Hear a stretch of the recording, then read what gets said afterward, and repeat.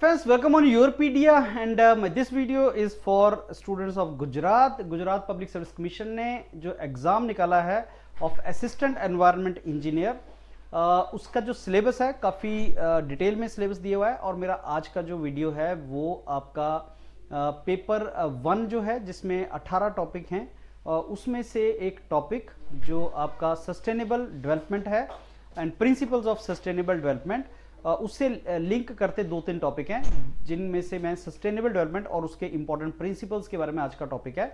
और Gujarat public service commission का जो आपका मई में प्रिलिमिनरी एग्जाम होगा 2025 में, उसमें जो पेपर आएगा वो 1 लाइनर आएगा, उसमें से 1 लाइन के क्वेश्चंस आएंगे और आपकी प्रिपरेशन भी आपको वैसे ही करनी चाहिए। तो एंड में, इस टॉपिक के एंड में 1 लाइनर क्वेश्चंस हैं, 40-50 क्वेश्चंस हैं, उनको जरूर रिवाइज कर लेना, उसके थ्रू आपकी प्रिपरेशन हो जाएगी, लेकिन टॉपिक को समझना इंपॉर्टेंट है। सो स्टार्ट करते हैं फ्रेंड्स। ये गुजरात पब्लिक सर्विस कमीशन का 1 लाइनर का आज का जो टॉपिक है उसमें fundamental principle of sustainable development और प्रिकॉशनरी प्रिंसिपल क्या होते हैं।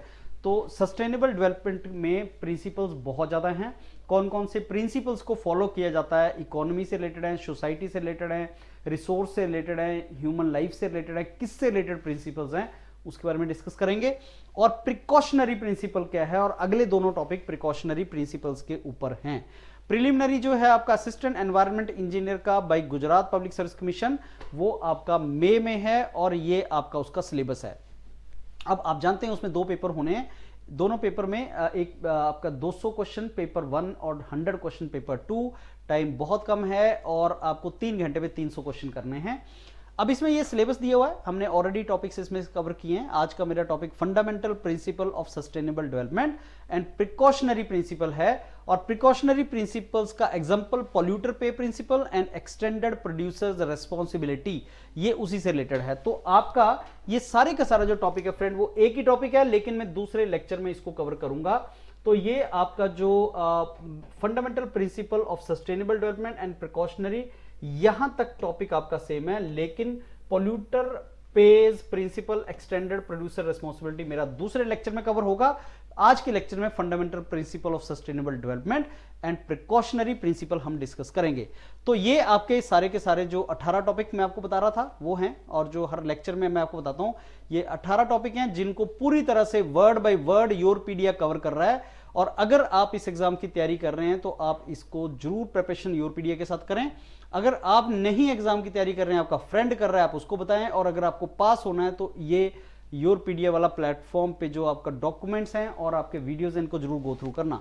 जो पेपर पार्ट 1 है, पार्ट 2 ऊपर जो मैंने आपको दिखाया है, पार्ट 1 सारा गुजराती में है और उसके भी आपके 10 टॉपिक हैं, जिनमें से ये टॉपिक्स उसके आपको दिए हुए हैं। इसमें से सारे के सारे टॉपिक्स बहुत अच्छे तरीके से आपको रिवाइज करने हैं और इनमें से मेजॉरिटी टॉपिक्स यूरोपीडिया आपको दे देगा, तो आप उनको रिवाइज कर सकते हैं। This is what your paper 1 paper 2 is.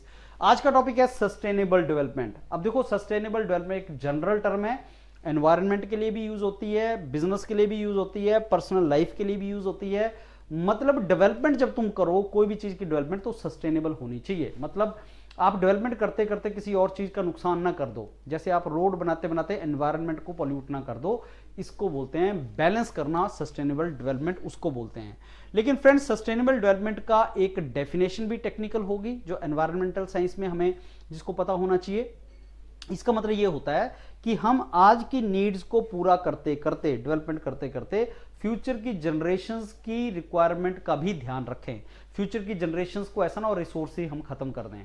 एक टाइम था हमें क्लीन वाटर, हमें आरओ की रिक्वायरमेंट नहीं पड़ती थी, हमें साफ वाटर मिलता था, पीते थे, साफ एयर मिलती थी, सब कुछ, पॉल्यूशन उतना नहीं था। लेकिन आज हमारी जो नेक्स्ट जनरेशंस को हम दे रहे हैं, वो हम पॉल्यूटेड एयर दे रहे हैं, पॉल्यूटेड वाटर दे रहे हैं, हमने उसको मिसयूज कर दिया है, तो वो सस्टेनेबल डेवलपमेंट नहीं है। तो डेफिनेशन के हिसाब से ये एक अप्रोच है जो ग्रोथ जब करे, ह्यूमन बीइंग जब ग्रोथ करे या डेवलपमेंट करे, तो इस चीज को ख्याल रखे कि वो आज की नीड्स के लिए फ्यूचर जनरेशंस के नीड्स को कंप्रोमाइज ना करे, और हम एक ऐसी सोसाइटी क्रिएट करें जहां पे लिविंग कंडीशन और रिसोर्स, ह्यूमन रिसोर्स को बेसिकली मीट करे, और उसी में बेसिकली बैलेंस किया जाए economy, environment and social wellbeing. 3 चीजों का बैलेंस इसमें बहुत इंपॉर्टेंट है, एक इकोनॉमी का, एक सोशल वेलबींग का और एक एनवायरनमेंट का। इन तीनों के बैलेंस को सस्टेनेबल डेवलपमेंट बोलते हैं। और एक रिपोर्ट आई थी 1987 में जिसका नाम था ब्रंडलैंड रिपोर्ट 1987। इसका सिग्निफिकेंस ये है कि एनवायरनमेंट के ऊपर ये पहली रिपोर्ट थी, इसको डिस्कस किया है मैंने नीचे, लेकिन ये समझ लेना कि 1987 में जो रिपोर्ट आई थी वो एनवायरनमेंट के ऊपर हमारी वर्ल्ड में पहली रिपोर्ट थी, जिसने ये बोला कि भाई साहब एनवायरनमेंट को हम जो है वो खराब कर रहे हैं। एनवायरनमेंट वर्ल्ड के ऊपर फोकस किया गया था। उसके बाद रियो डी जेनेरो 1991 में रियो समिट हुई थी, जिसको अर्थ समिट भी बोलते हैं। उसमें पहली बार क्लाइमेट चेंज की बात की गई थी। क्लाइमेट चेंज जो वर्ड था कि भाई साहब क्लाइमेट चेंज हो रहा है और ग्लोबल वार्मिंग वगैरह, वो 1991 की बात है। तो ये आया था 1987 जिसमें एनवायरनमेंट की बात हुई थी। तो ये रिपोर्ट्स के बारे में आपको थोड़ा सा आइडिया होना चाहिए। कई बार स्टूडेंट कंफ्यूज होते हैं सस्टेनेबिलिटी और सस्टेनेबल डेवलपमेंट में। Let me tell you friends, जो सस्टेनेबिलिटी है और सस्टेनेबल डेवलपमेंट ये दो अलग टर्म्स हैं। जो आपकी सस्टेनेबिलिटी है वो लॉन्ग टर्म चीज है, जैसे सस्टेनेबल वर्ल्ड होना चाहिए। सस्टेनेबल डेवलपमेंट जो है वो प्रोसेस की बात करता है, जैसे रोड बना रहे हो, बिल्डिंग बना रहे हो, मोबाइल फोन बना रहे हो, मोबाइल फोन यूज कर रहे हो, ये सस्टेनेबल डेवलपमेंट एक प्रोसेस से रिलेटेड टर्म है। सस्टेनेबिलिटी लाइफस्टाइल और वर्ल्ड से एक ब्रॉड टर्म है आपकी।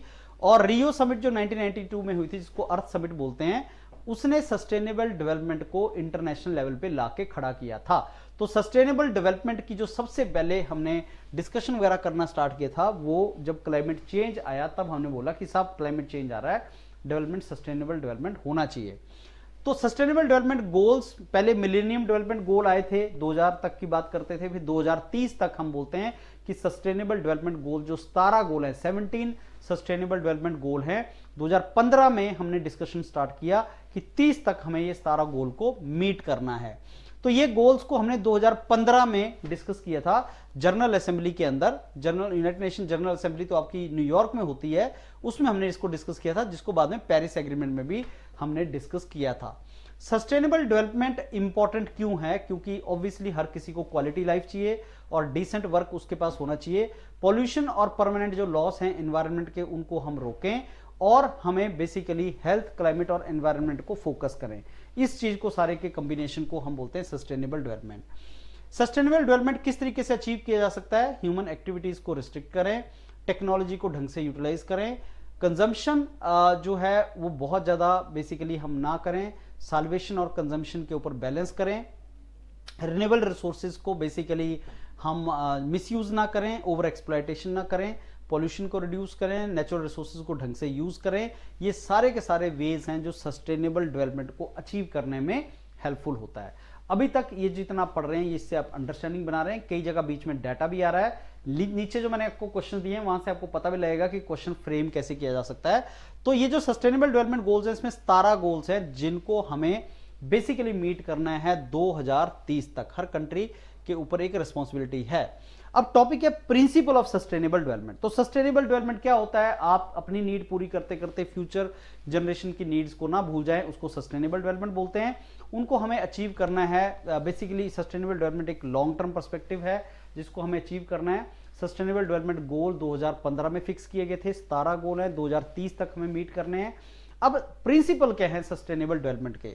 इसको अलग अलग तरीके से लोगों ने कवर किया है। एक तो जो सस्टेनेबल डेवलपमेंट के जो प्रिंसिपल्स हैं वो ये बताते हैं कि आपको अपना सोशल लाइफ, पर्सनल लाइफ, आपकी एनवायरनमेंट, आपका इकोनॉमी, सब में बैलेंस होना जरूरी है। जैसे इकोनॉमिक सस्टेनेबिलिटी का मतलब ये हुआ कि आपको बेसिकली एक स्ट्रॉन्ग इकोनॉमी बनानी है जो प्रेजेंट एंड फ्यूचर की जनरेशंस को सस्टेन और हेल्प करे। आपको सस्टेनेबल बिजनेस प्रैक्टिसेस बनानी है और आपको इकोनॉमी को सर्कुलर इकोनॉमी बनाना है। अब सर्कुलर इकोनॉमी में हम डिस्कस करते हैं RRR टर्म्स, जो नीचे हम डिस्कस करेंगे अभी। तो सर्कुलर इकोनॉमी क्या है वो भी आपसे पूछेगा। तो इकोनॉमिक सस्टेनेबिलिटी का बेस्ट एग्जांपल क्या है? सर्कुलर इकोनॉमी, कि जो भी चीज हम यूज कर रहे हैं उसको दोबारा सर्कल में यूज करना स्टार्ट करें, रीयूज करें उसका, और हम उसको बेसिकली मिस यूज ना करें, उसको स्क्रैप ना क्रिएट करें। बायोडाइवर्सिटी मतलब ये प्रिंसिपल वो है जो बायोडाइवर्सिटी को अर्थ के ऊपर सस्टेन करता है, और ये सस्टेनेबिलिटी का डेफिनेशन है। तो बायोडाइवर्सिटी क्या होता है और ऐसे कैसे हम बायोडाइवर्सिटी को सस्टेन करते हैं अर्थ के ऊपर, उससे रिलेटेड है। एनवायरमेंटल प्रोटेक्शन जो है, दैट एनवायरमेंट को और कंजर्व करेंगे हम इकोसिस्टम को एंड बायोडाइवर्सिटी को। तो ये बेसिकली एनवायरमेंट और इकोसिस्टम को कंजर्व करने से रिलेटेड एक टर्म है। सोशल सस्टेनेबिलिटी का मतलब क्या है कि हम सोशल इक्वालिटी को हम बेसिकली मेंटेन करें, सोशली हर कोई इक्वल है, क्योंकि अगर इक्वालिटी उसमें नहीं आएगी तब भी टर्म सस्टेनेबल नहीं होगा। तो मैंने आपको बताया कि सस्टेनेबिलिटी एक जनरल टर्म है जो बहुत सी स्फीयर्स और बहुत सी फील्ड में यूज हो सकता है, और सब मिलजुल के रहें, कोई बेसिकली रेसिप्रोसिटी करें, इक्वालिटी है वो सोशल प्रिंसिपल है। और आप देखोगे जो 17 गोल हैं सस्टेनेबल डेवलपमेंट गोल, उसमें इसकी भी बात की गई है, उसमें सोशल इक्वालिटी की भी बात की गई है। सस्टेनेबल डिजाइन, जब आप कोई चीज बनाएं, कोई प्रोडक्ट बनाएं, तो बेसिकली डिजाइन कुछ ऐसा हो जो जिसको हम बोलते हैं स्मार्ट टेक्नोलॉजी यूज करें, एनर्जी को एफिशिएंटली यूटिलाइज करें, तो डिजाइन के अंदर ही वो चीज डाल दी जाए कि वो हमारा रिसोर्स का ऑप्टिमम यूटिलाइजेशन हो। प्रिकॉशनरी प्रिंसिपल का मतलब ये है कि अभी तक अगर डैमेज नहीं हुआ तो प्रिकॉशन तो ली जा सकती है, कि पहले से ही प्रिकॉशन लें कि हम जो रिस्क हो सकता है फ्यूचर में उसको मिटिगेट करें, रिस्क को मिनिमाइज करें, और हम इस तरीके से सारी चीजों को लें कि आपका प्रिकॉशनरी मेजर्स को लिए जा सके।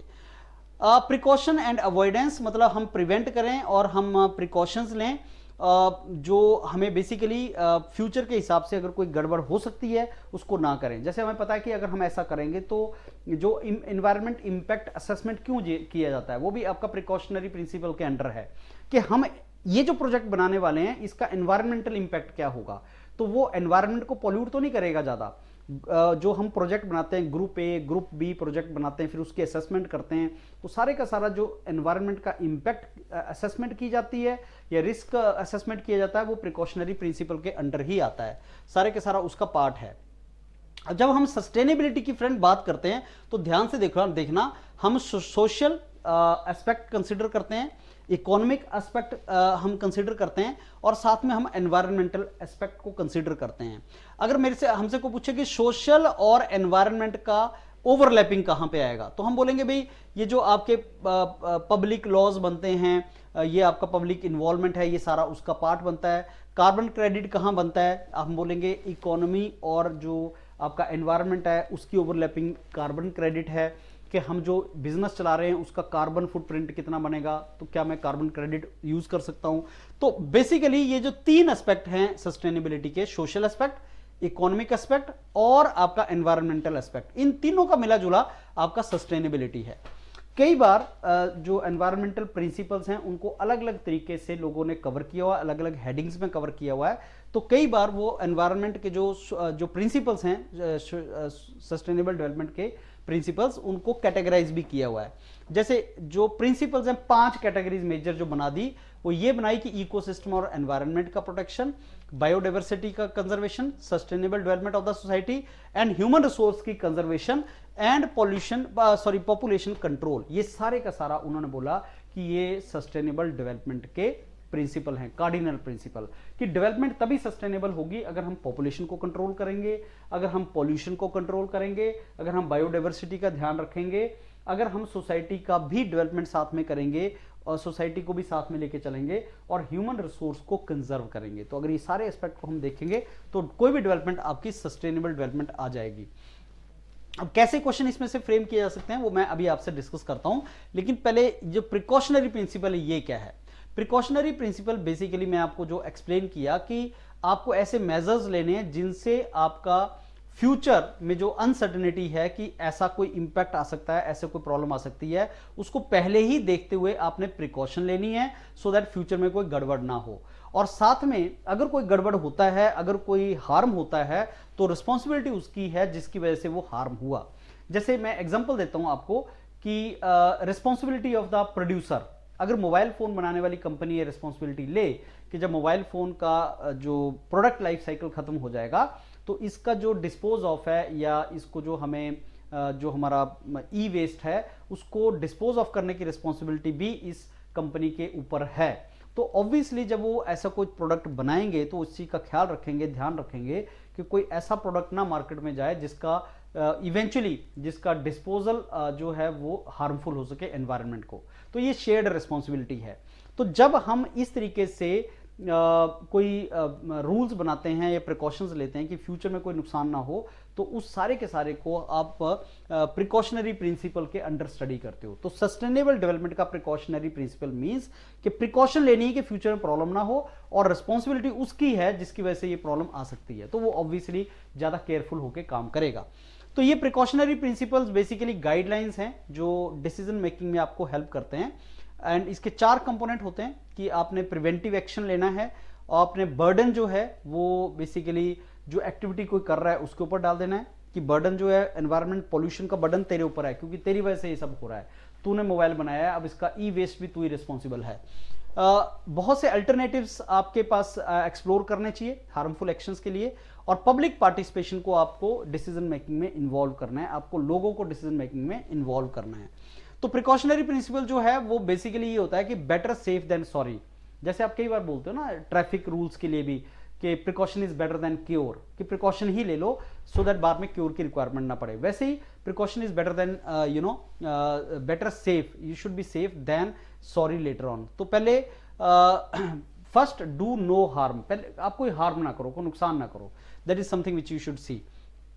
बहुत से रेलिवेंट केस एग्जांपल्स हैं जो प्रिकॉशनरी बेसिकली प्रिंसिपल के अंडर आते हैं, जैसे ग्लोबल वार्मिंग, कोई स्पीशीज आपकी एक्सटिंक्ट हो रही हैं, नए प्रोडक्ट आप मार्केट में लेके आ रहे हो, पब्लिक हेल्थ के थ्रेट्स हैं, लॉन्ग टर्म इफेक्ट कई टेक्नोलॉजीज का, कि जैसे आप बोलते हो कि इंटरनेट का लॉन्ग टर्म क्या इम्पैक्ट हो सकता है। मोबाइल फोन को अपने पास मत रखो क्योंकि उसकी जो वेव्स हैं, रेज हैं, वो तुम्हें लॉन्ग टर्म में आपके हेल्थ में प्रॉब्लम कर सकती है, तो आप प्रिकॉशन लो उसकी। That is basically precautionary principle of the environment और सस्टेनेबल डेवलपमेंट। सो ये जो आपके 2 टॉपिक हैं आपके सिलेबस में, पॉल्यूटर पेज प्रिंसिपल कि जो पॉल्यूटर है वो पे करेगा, एक्सटेंडेड प्रोड्यूसर्स रिस्पॉन्सिबिलिटी कि जो प्रोड्यूसर है उसी की रिस्पॉन्सिबिलिटी है और एक्सटेंडेड रिस्पॉन्सिबिलिटी है। अगर आपने ये मोबाइल फोन बनाया है तो ई वेस्ट भी आप ही की रिस्पॉन्सिबिलिटी है। ये दोनों हम नेक्स्ट टॉपिक में पढ़ेंगे और ये इसी से रिलेटेड है जो आपका जो प्रिकॉशनरी प्रिंसिपल है एनवायरनमेंट का। फ्रेंड्स, ये बहुत इंपॉर्टेंट टर्म है circular economy. Circular economy basically आपका इकोनॉमिक प्रिंसिपल है एनवायरमेंटल सस्टेनेबल डेवलपमेंट का। और सर्कुलर इकोनॉमी का मतलब कि सर्कल में घूमोगे, मतलब जो चीज आपने बनाई उसका रीयूज करो, ये सर्कुलर इकोनॉमी। ऐसे चलती है सर्कुलर इकोनॉमी कि जो चीज आपने बनाई फिर आपने उसका लाइफ साइकिल के बाद उसका जो डिस्पोज ऑफ करना है, तो ये सोचो कि दोबारा क्या मैं इसको यूज कर सकता हूं। जैसे आपने बुक्स खरीदी, अब आपने बुक्स को पढ़ा, अब नेक्स्ट क्लास में आपका छोटा भाई है उसको पढ़ लेगा, फिर वो बुक्स आपकी बिल्कुल अगर खराब हो गई तो आपने दोबारा से उसको पेपर मिल में ले गए, उसको दोबारा पेपर बनाया। Circular economy, this is what the example of circular economy is. So that means keep the product और मटेरियल इन सर्कुलेशन। आप उसको वेस्ट मत प्रोड्यूस करो अभी, जब तक आपको उसका यूज कर सकते हो उसका यूज करो, सो दैट मिनिमम वेस्टेज हो, सस्टेनेबल यूज हो नेचुरल रिसोर्सेज का, और आपका जो नेचर है उसको रीजनरेट करने का चांस मिले। तो इसकी जो प्रिंसिपल है वो क्या है? वेस्ट को एलिमिनेट करो, पॉल्यूशन को एलिमिनेट करो, प्रोडक्ट और मटेरियल को यूज करो, नेचुरल सिस्टम को रीजनरेट करो, रिन्यूएबल एनर्जी सोर्सेज को यूज करो, बायोडाइवर्सिटी को सपोर्ट करो, ह्यूमन सोसाइटी एंड कल्चर को प्रिजर्व करो, and health and wellbeing human की और स्पीशीज की उसको सपोर्ट करो, ऑप्टिमाइज करो रिसोर्स को, एंड लाइफ साइकिल प्रोडक्ट्स को जो है वो एक्सटेंड करो। इस तरीके से सर्कुलर इकोनॉमी इसमें आएगा। सर्कुलर इकोनॉमी के कुछ यूज हैं, रीयूज, रीसाइकल, वेस्ट रिडक्शन और प्रोडक्ट रीडिजाइन, ये सारे के सारे उसी से रिलेटेड हैं। इसमें जो 3 आर यूज होते हैं फ्रेंड्स, वो है रिड्यूस, मतलब आप अगर रिसोर्स का यूज कम करना है, किया जा सके तो कम करो, मिनिमम आप यूज करो रिसोर्सेज को। रीयूज मतलब एक सेकेंड लाइफ उसको दो, दोबारा से यूज करो। रीसाइकल मीन्स उसको वेस्ट को मिनिमाइज करो। रीयूज, रीसाइकल, जो मैंने बताया कि रीयूज मतलब अगर आपने बुक एक बार यूज की है, आपका छोटा भाई यूज कर सकता है, उसको रीयूज बोलते हैं। रिड्यूस मीन्स अगर 2 बुक की जगह 1 बुक से काम चले तो 1 बुक यूज करो, वो है रिड्यूस। रीयूज मीन्स आपका भाई ने आपकी बुक यूज की। रीसाइकल मीन्स अब बुक्स आपने फेंकनी है तो उसको कूड़े में मत फेंको, उसको वहां ले जाओ जहां पे पेपर मिल लगी है और वो पेपर मिल इसको दोबारा से पेपर बना देगी, दैट इज रीसाइकल। ये उसके एग्जांपल हैं। और सर्कुलर इकोनॉमी के कुछ और नाम हैं, एग्जाम में आ सकते हैं, regenerative economy, close loop economy, zero waste economy, cradle to cradle economy, ये उसी के नाम हैं। राइट फ्रेंड्स, तो ये जो आपका जो सर्कुलर इकोनॉमी है, ये टिपिकल एग्जांपल है आपका the principal that is economic principal of sustainable development. ये ब्रंडरलैंड रिपोर्ट मैंने आपको बताया था 1987 में आई थी, ऑक्सफोर्ड यूनिवर्सिटी प्रेस में बनी थी ये रिपोर्ट सारी की सारी। और इसका बेसिकली जो नॉर्वे के जो प्राइम मिनिस्टर थे उनके नाम पे ये बनी है। और इसका जो मेन पर्पस था, इसके रिपोर्ट का एक और नाम है अवर common future, that is the name of this. और इसने कंसेप्ट इंट्रोड्यूस किया था सस्टेनेबल डेवलपमेंट। तो अगर आपसे कभी एग्जाम में क्वेश्चन पूछा जाए कि sustainable development as a term किसने कॉइन की थी, एनवायरनमेंट के ऊपर किसने बात किया था, वो इस रिपोर्ट ने बात की थी। और इसने इसका टिपिकल डेफिनेशन दिया था, सस्टेनेबल डेवलपमेंट का जो डेफिनेशन दिया था वो ये था, development that meets the need of present without compromising the ability of future generation to meet their needs. ये डेफिनेशन किसने दी थी? इस रिपोर्ट ने दी थी। उसके बाद एक और बहुत इंपॉर्टेंट जो शुरू का आपका एक लॉ आया था, दैट वाज अर्थ समिट, 1992 में आया था वो अर्थ समिट, और वो जिसमें एजेंडा 21 आया था, जिसमें बोला गया था कि सब क्लाइमेट चेंज हो रहा है और हमें क्लाइमेट को प्रोटेक्ट करना है। टारगेट मल्टीलेटरल थे इस रिपोर्ट के अंदर, इंटरडिपेंडेंस ऑफ नेशंस की बात हुई थी। स्टॉकहोम कॉन्फ्रेंस एक बहुत इंपॉर्टेंट कॉन्फ्रेंस है जिसमें ये बोला गया था कि ये जो चैलेंज है ग्लोबल चैलेंज है, और इस चैलेंज को मीट करने के लिए हमें इंटरडिसिप्लिनरी जाना पड़ेगा और हमें सारी कंट्रीज की सपोर्ट चाहिए। यही मतलब था मल्टीलेटरिज्म का और इंटरडिपेंडेंस ऑफ द नेशंस का। फिर बाद में करंट में जो अपडेट्स हैं वो ये कि अभी चल रहा है सस्टेनेबल डेवलपमेंट गोल, जो 17 गोल हैं जो हमें मीट करने हैं और 2030 तक मीट करने हैं, जिसको एजेंडा 2030 भी बोलते हैं। और ये बात चली थी 2015 में यूनाइटेड नेशन की जनरल असेंबली के अंदर। तो पहली जो कॉन्फ्रेंस हुई थी एनवायरनमेंट के ऊपर, उसको स्टॉकहोम कॉन्फ्रेंस बोलते हैं। तो पहली बार क्या हुआ था, ये आपका एग्जाम में क्वेश्चन आ सकता है कि पहली बार सस्टेनेबल डेवलपमेंट किसने टर्म यूज की थी? ब्रंडलबैंड रिपोर्ट ने की थी और उसमें सस्टेनेबल डेवलपमेंट को डिफाइन किया गया था। पहली बार एनवायरनमेंट की बात कब हुई थी? That was in 1972। एक कॉन्फ्रेंस हुई थी, कॉन्फ्रेंस ऑन ह्यूमन एनवायरनमेंट, वो स्टॉकहोम में हुई थी और ये पहली कॉन्फ्रेंस थी जिसमें एनवायरनमेंट के ऊपर बात किया गया था। तो जो मैंने ऊपर आपको रिपोर्ट की बात की थी इसमें एनवायरनमेंट, तो बेसिकली वो इस रिपोर्ट में बात नहीं हुआ था, स्टॉकहोम कॉन्फ्रेंस में बात हुई थी। तो ये जो रिपोर्ट है, इस रिपोर्ट में पहली बार हमने सस्टेनेबल डेवलपमेंट टर्म को डिफाइन किया था। रियो डी जेनेरो में पहली बार हमने क्लाइमेट चेंज की बात की थी, और ये जो स्टॉकहोम कॉन्फ्रेंस है इसमें पहली बार हमने एनवायरनमेंट की बात की थी। ऊपर मैंने गलती से शायद एनवायरनमेंट को ब्रंडलबैंड रिपोर्ट के साथ जोड़ दिया था। तो रिपोर्ट ने सबसे पहले सस्टेनेबल डेवलपमेंट की बात की थी, इस कॉन्फ्रेंस ने सबसे पहले एनवायरनमेंट की बात की थी। सबसे पहले स्टॉकहोम कॉन्फ्रेंस आई 1972, उसके बाद ये रिपोर्ट आई 1987, उसके बाद आपका रियो डी जेनेरो हुआ 1991-92। तो ये आपको एक क्रोनोलॉजी पता होनी चाहिए कि सबसे पहले क्या हुआ। तो सबसे पहले जो एनवायरनमेंट की बात हुई वो आपकी स्टॉकहोम कॉन्फ्रेंस में हुई 1972। जो सबसे पहले सस्टेनेबल डेवलपमेंट टर्म की बात हुई वो ब्रंडलबैंड रिपोर्ट में हुई 1987। जो क्लाइमेट चेंज की बात हुई that was Rio de Janeiro, जो हमने 1992 में किया था। That is what you should know. 2030 agenda क्या है? बेसिकली 2030 एजेंडा मींस कि जो हम 2030 तक अचीव करना चाहते हैं 17 सस्टेनेबल डेवलपमेंट गोल। ये 17 सस्टेनेबल डेवलपमेंट क्या हैं, इनको हमें पता होना चाहिए, और ये हमारा एजेंडा 2015 में बना था। ये 17 गोल्स हैं जिसमें से एग्जाम में कई बार क्वेश्चन आ जाता है, लेकिन इसमें ये भी क्वेश्चन आता है कि बेसिक प्रिंसिपल क्या है इनका, लिविंग नो वन बिहाइंड, वो इसका मेन थीम है। और इसने रिप्लेस किया था मिलेनियम डेवलपमेंट गोल को, जो 2000 में जिसका टारगेट पूरे होने थे वो अब कंप्लीट हो चुका है। टारगेट कंप्लीट नहीं हुए उसके, लेकिन वो millennium development goal is over now. Now we are talking about the sustainable development goal, जो हमें 2030 तक कंप्लीट करने हैं। There are 17 such goals and they were set by United Nations and were to be implemented by 2030। अब इसके अंदर targets हैं, indicators हैं, स्पेसिफिक टारगेट्स रखे गए हैं। 169 टोटल टारगेट्स इसके अंदर हैं, और इसमें 232 यूनिक इंडिकेटर्स हैं। ये याद कर लेना कि इसमें टारगेट कितने हैं और इंडिकेटर कितने हैं। That is very very important. Detail में जो दे दिए हुए हैं ये आपके ब्रॉड कैटेगरीज हैं, ये उसकी स्पेसिफिक कैटेगरीज हैं। इसमें सस्टेनेबल डेवलपमेंट गोल 1 क्या बोलता है? पॉवर्टी के बारे में बोलता है। 5 क्या बोलता है? जेंडर इक्वालिटी के बारे में बोलता है। 13 क्या बोलता है? क्लाइमेट चेंज के बारे में बोलता है। क्लाइमेट चेंज कंट्रोल में क्यों नहीं आ रहा है? क्योंकि 13 नंबर अनलक्की है। कई भी लोग बोलते हैं ये नंबर ही तुमने अनलक्की दे दिया है, ये कभी तुम्हारे कंट्रोल में नहीं आएगा। You can never meet this target of climate change. That is what they say. Anyhow, ये एक निमोनिक था आपको याद रखने के लिए कि आपने क्लाइमेट चेंज नंबर 13 है, कैसे इसको याद रखना है। This is what I told you. अब सस्टेनेबल डेवलपमेंट गोल्स को कई डायमेंशंस में हम डिस्कस कर सकते हैं, सोशल, इकोनॉमिक, एनवायरमेंटल डायमेंशंस में, और ये नॉन बाइंडिंग है, मतलब कंट्रीज को इसको अचीव करना है ऐसा नहीं है। फ्रेंड्स, अब इसको याद करने का तरीका भी है। 17 डेवलपमेंट गोल्स का निमोनिक्स में आपको बताऊंगा कैसे याद करना है, लेकिन इसमें पॉवर्टी 1 है, हंगर 2 है, उसके बाद क्वालिटी एजुकेशन 4 है, जेंडर इक्वालिटी 5 है, क्लीन वाटर 6 है, क्लीन एनर्जी 7 है, डिसेंट वर्क, इकोनॉमिक ग्रोथ 8 है, उसी तरीके से सस्टेनेबल सिटीज 11 है, स्मार्ट सिटीज 11 है, then peace, justice, strong institution 16 है। ये आपका जो सारे के सारा, और 13 जो है क्लाइमेट चेंज है।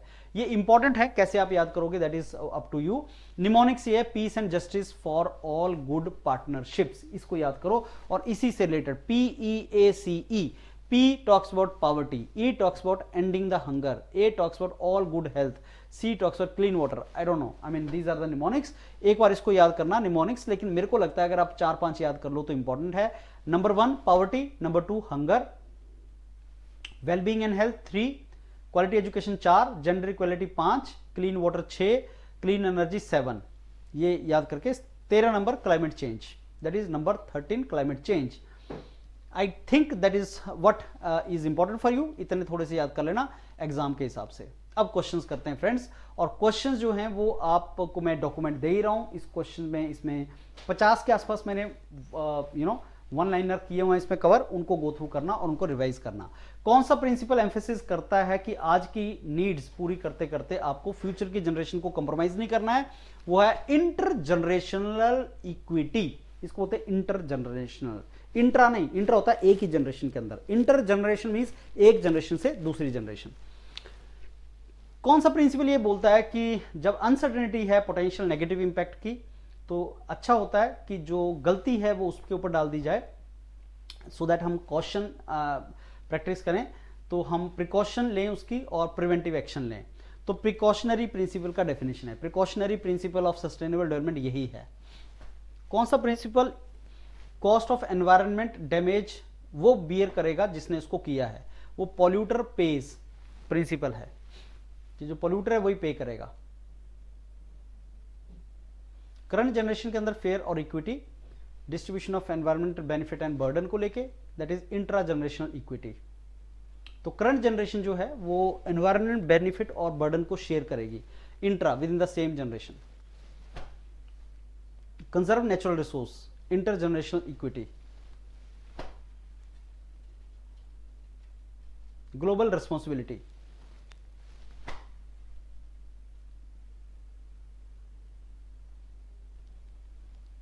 Main streaming sustainability. ये सारे प्रिंसिपल्स हैं जिनके नाम्स हैं और जिनमें ये बताया है. So decision making should be participatory.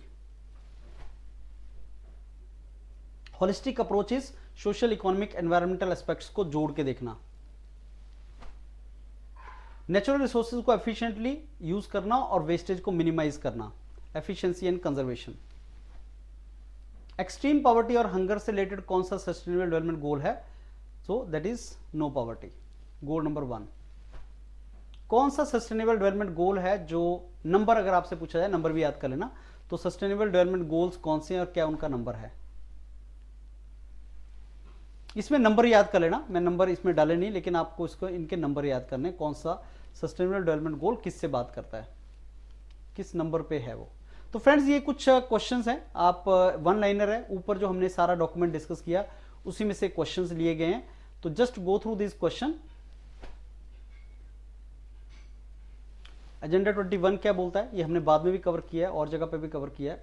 Agenda 2030 क्या डिस्कस करता है, कौन सा सस्टेनेबल डेवलपमेंट गोल नहीं है इनमें से, समथिंग लाइक दैट.